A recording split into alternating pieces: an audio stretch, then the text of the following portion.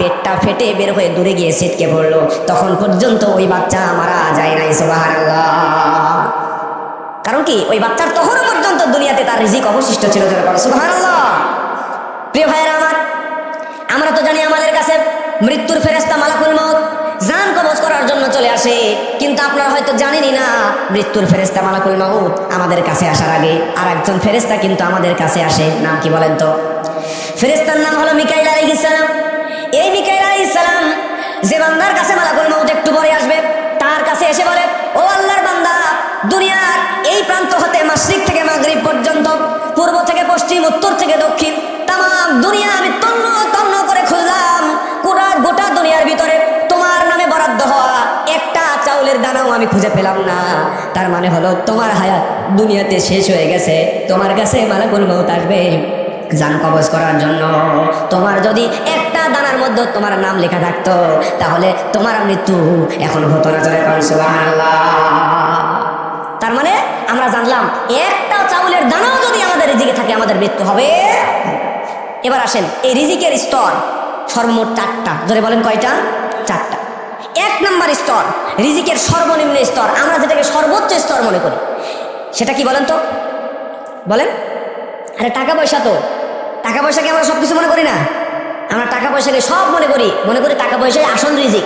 কিন্তু রিজিকের সর্বনিম্ন স্তর হচ্ছে টাকা পয়সা, ধন সম্পদ। যেরকম আল্লাহু আকবার। রিজিকের সর্বোচ্চ স্তর কি স্তর? সর্বোচ্চ স্তর শারীরিক এবং মানসিক সুস্থতা। শারীরিক এবং মানসিক সুস্থতা দেন। জোরে বলেন কে? এরপরে রিজিকের সর্বোত্তম স্তর নেককার ভালো স্ত্রী এবং সন্তান। জোরে বলেন সুবহানাল্লাহ। আমাদের কি নেককার স্ত্রী সন্তান আছে? আমাদের সমাজে অনেক যুবক আছে যে বিয়ে করার জন্য লাফালাফি করে, আছে না নাই? বিয়ে করার জন্য লাফালাফি করে, অথচ বিয়ে করার কিছুদিন পরে ও বলে যে আমার ব্যাচেলার জীবনই ভালো ছিল, বিয়ে করার আগে আমি ভালো ছিলাম। মানে যে মেয়ের বিয়ে করছে এমন জ্বালান জ্বালাইছে, ওর বিয়ে করার শখ আজীবনের জন্য মিটে গেছে। কথা বল ঠিক কিনা? মানে আল্লাহ নারীদেরকে বানাইছে কেন? সূরা রুম 21 নম্বর আয়াত খুলে দেখেন। আল্লাহ আয়াতে বলছেন যে আমি আল্লাহ নারীকে সৃষ্টি করলাম পুরুষের মনের প্রশান্তির জন্য। কি জন্য? পুরুষের মনের প্রশান্তির জন্য, পুরুষকে আনন্দ দেওয়ার জন্য। কিন্তু আমাদের সমাজের কিছু নারী পুরুষের মনের প্রশান্তির জায়গায় অশান্তির কারণ হয়ে দাঁড়াইছে। কথা বল ঠিক কিনা? কারণ আছে, আমরা নারীদেরকে কন্ট্রোল করতে জানি না। আজকে এই যুবকরা বিয়ে করার সময়, আগের আমলে যেখানে অনেক সম্মানিত মুরব্বী আছে, প্রত্যেকটা জিনিসের জন্য অভিজ্ঞতার প্রয়োজন। কি ঠিক কিনা? আমি যে গাড়িটা নিয়ে মাহফিলে আসলাম, এই প্রাইভেট কার, যদি আপনি ড্রাইভিং না জানেন, আপনাকে যদি দেওয়া হয় ড্রাইভ করার জন্য, তাহলে ওই গাড়ি নিয়ে আপনি খাদে পড়বেন কিনা? খাদে পড়বেন। এখন যদি ড্রাইভিং জানতেন, অভিজ্ঞতা থাকতো, তাহলে সমস্যা ছিল না। এজন্য যুবক যারা বিয়ে করতে চায় তাদেরকেও আমি বলি, এখানে অনেক মুরব্বী, সম্মানিত মুরব্বী আপনাদের এলাকা আছে, দেখবেন কোন মুরব্বীর কথায় বউ চলে, মুরব্বীর কথায় বউ উঠে আর বসে, মুরব্বী বউরে কন্ট্রোলে রাখতে পারে। এইরকম মুরব্বীর কাছে যে আগে ট্রেনিং নিতে হবে, যা বলবেন যে মুরব্বী বিয়ে করতে চাই, কি করলে বউ কন্ট্রোলে থাকবে, পরামর্শগুলো দেন। কথা কোন ঠিক কিনা? কিন্তু আজকে যুবকরা বিয়ে করে মুরব্বী টুরব্বী আবার কিসের, একাই পছন্দ করে বিয়ে করে, কই বাপ মাও জানে না। কথা কোন ঠিক কিনা? এই জন্য আপনাদের জীবনে বরকত নাই। এখানে অনেক মুরব্বী দেখেন আমার ডানে বামে বসে আছে, এই মুরব্বীদেরকে দেখলে ওনাদের স্ত্রীরা আজরাইলের মতো ভয় পায়। চিড়িয়াখানায় গিয়ে বাঘের দিকে একবার তাকায়, স্বামীর দিকে একবার তাকায়, মানে বোঝে না কি আসল বাঘ। এগুলো আগের মুরব্বী। আর এখনকার যুবকরা বিয়ে করছে, করার পরে নিজের বাপ মা, যে বাপ মা সারা জীবন কষ্ট করে ওরা লালন পালন করছে, ওই একটা সুন্দর সাদা চামড়ার বউ পাইছে, ওই বউ নিয়ে স্ত্রী নিয়ে বাপ মাকে পর্যন্ত আলাদা করে দিছে। এরকম কুলাঙ্গার সন্তান আছে না নাই? বাপ মার খোঁজ খবরও নেয় না, বউয়ের সাথে পেরে ওঠে না, করবে কি?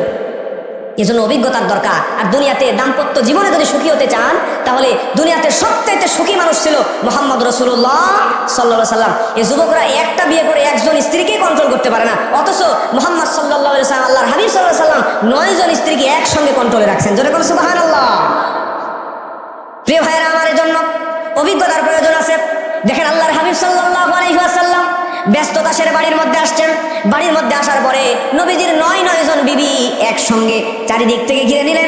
নেওয়ার পরে আল্লাহর হাবিবকে বললেন, ইয়া রাসূলুল্লাহ, ইয়া হাবিবাল্লাহ, আপনার কাছে আমি জানতে চাই, আপনার কাছে আমি শুনতে চাই, আপনি একটু বলেন তো কয়জন বিবি একসাথে? 9 জন বিবি একসাথে বলে, ইয়া রাসূলুল্লাহ, আপনার কাছে আমি জানতে চাই, আমরা জানতে চাই, আমাদের মধ্যে থেকে সবচাইতে বেশি ভালোবাসেন কারে? এখনই বলা লাগবে। এখন বলেন তো, নবী যদি বলে আমি আয়েশাকে ভালোবাসি, অথবা সাউদা অথবা সালমাকে বেশি ভালোবাসি, এ কথা যদি নবী বলে, তাহলে 9 জন বিবি মিলে নবীর ওপর মিনি কিয়ামত শুরু করবে কিনা? নবীর ওপর কিয়ামত শুরু করবে যে আমারে বাদ দিয়ে ওরে বেশি ভালোবাসে। আল্লাহ নবী এখানে হেকমত খাটালেন। এই হেকমত পাই মুরব্বীরা জানে, যুবকরা জানে না। এই জন্য এত অশান্তি। 2 বছর না যাইতেই বিয়ে করার পর বউ রেখে সুসাইড করতে যায়। কথা বল ঠিক কিনা? অথচ মুরব্বীরা 50-60 বছর জীবন পার করে দিলে